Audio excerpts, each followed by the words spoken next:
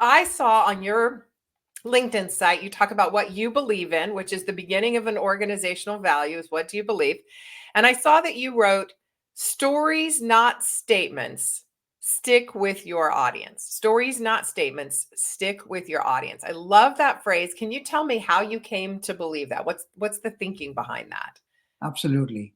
So it's been about 12 years since I've been doing coaching and training.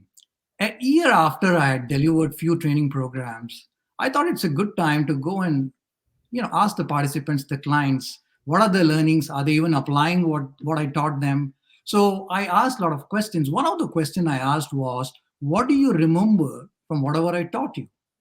And interestingly, Brenda, 100% of them responded saying, oh, we remember the stories you told us. We remember the story of the big deal you lost at a bank or a big deal that you won in a consumer products company.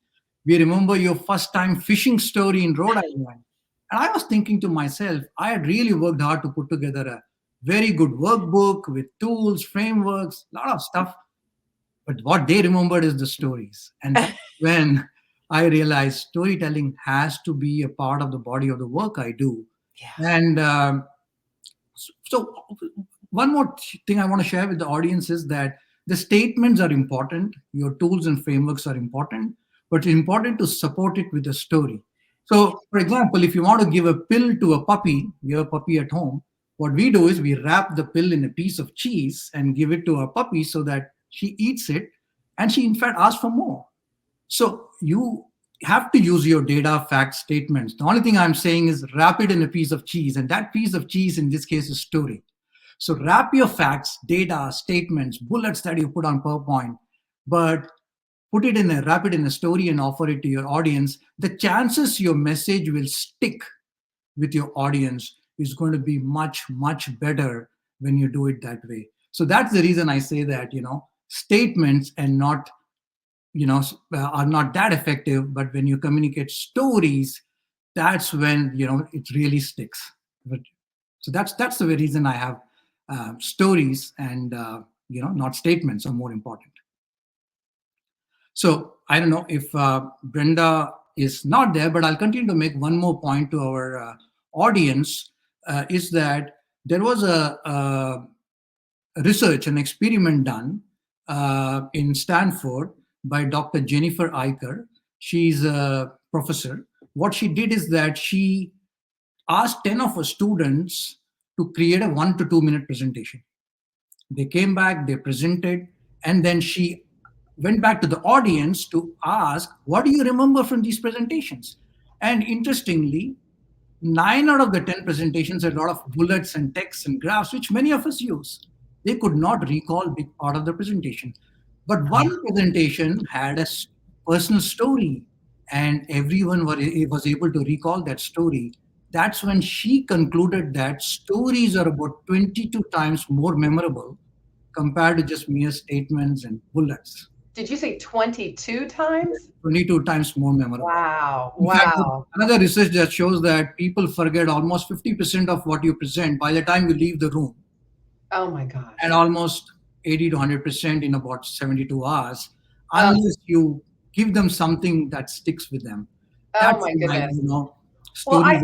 I've had similar experiences where I've told stories, but that were, to me, I thought sort of an aside or just a supplement, a way to sort of, it was the cheese. It was definitely not the pill. But I'm remembering being with the, it was a group of educators. And my real point was that frequently high performing students, like gifted and talented students, are often overlooked. That was the pill that I was trying to help them understand so that they would be a little more aware or cognizant of their students. And then the story that I tell wasn't even about an education. It wasn't even about a classroom. It was about my sister when she got married, and I gave her a gift, and then later I go to help her clean out the house and I find this gift unopened and shoved in a closet with the rummage, the stuff that she's like, take that to the Goodwill, take that to the thrift store, I'm done with it. And so it was a metaphorical story. It wasn't even a literal story on the topic. And yet this was a educational conference that met every year, and I was on the circuit for every other year. So 2 years later, when I'm back, people would rock up and say, has your sister given anything away again? Yeah, Like that's the piece that they grabbed hold of. It just cracks me up. exactly. So that's the reason. In fact, I remember when diversity inclusion was gaining momentum. A lot of people, including me, were not clear about what is the difference between diversity and inclusion, right? And then one quote I read by the DEI expert Varna Myers, where she said, "Diversity is like inviting someone to a party, whereas inclusiveness is when you actually ask them to come to the dance floor, Uh, or in fact ask them to be part of the organizing committee." Now, I'm going to put you on a spot, Brenda.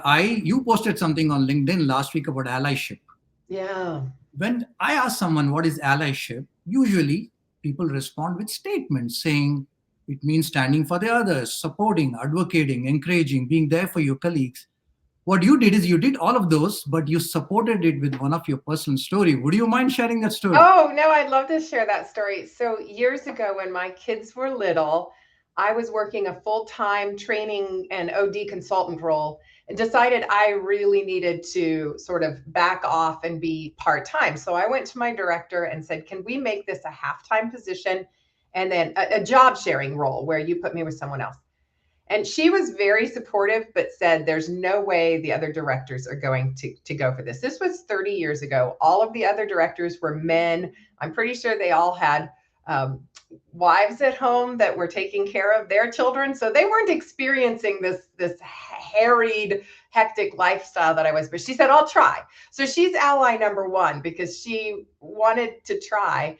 But she goes into this meeting with all these directors and they, I don't know how it's going, but she relayed to me that there was one of those directors, his name was Paul Sullivan. I hadn't even worked with him really closely. Our work had been just somewhat tangential.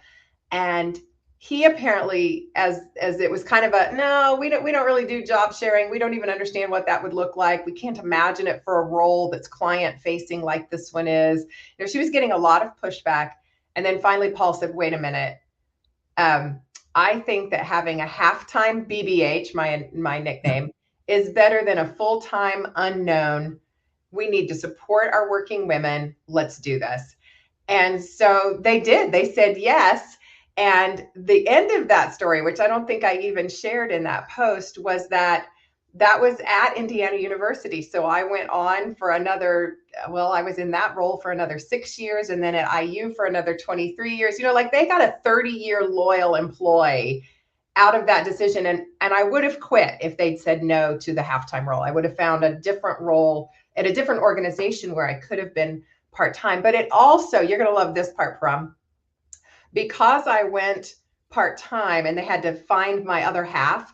My other half was Tatiana Kolovu, who then has also gone on to be a loyal and amazing employee of the organization. And she and I have taught courses together. You know her through the work that she and I do together. I would never have met Tatiana. IU would not have met Tatiana if they hadn't engaged in this job sharing piece that was so radical at the time. But I think it's a good example. Thanks for reminding of it, of how we can share a value when we say allyship and nobody even knows what we're talking about. How can we actually share that? Wrap it in the cheese, put the pill in the cheese. Not that allyship is a pill, but it's the thing we're really trying to get into people. Put it in a story, and now maybe it means something.